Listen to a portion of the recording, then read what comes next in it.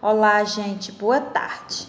Na nossa aula de religião de hoje, vamos falar sobre tradições religiosas. Então, a gente vai falar das tradições religiosas da católica, da indígena e africana. E o nosso objetivo de hoje é conhecer algumas tradições religiosas. Então, vamos lá, primeiro da católica. Religião católica é a autoridade e a ação contínua da Igreja Católica, especialmente do seu magistério, que através dos apóstolos e da sua sucessão apostólica, os papas e os bispos unidos, transmite tudo aquilo que a Igreja é.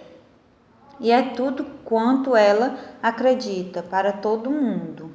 Aí tem a tradição apostólica, tradição oral, a reza, né, gente? Tradição escrita, a Bíblia.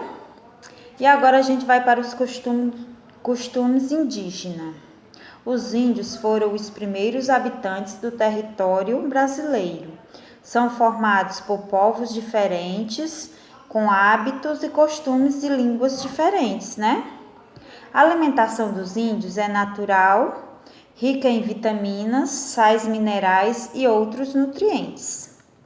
Os principais alimentos que os índios comem, vamos ver? Frutas, verduras, legumes, raízes, carnes de animais caçados na floresta, né? Peixes que pega no rio, né? Na lagoa. Aí tem os cereais e as castanhas. São alguns dos alimentos que os índios comem. Lembrando que os alimentos que eles comem são naturais. Aqui tem os pratos típicos: tapioca, pirão, pipoca, beiju e bolo. Gente, ó, também tem aqui, entre os costumes dos índios, destaca-se a importância da música, a dança, a arte plumária, cestaria, cerâmica, tecelagem e a pintura corporal, porque os índios eles gostam, é da tradição deles se pintarem, né?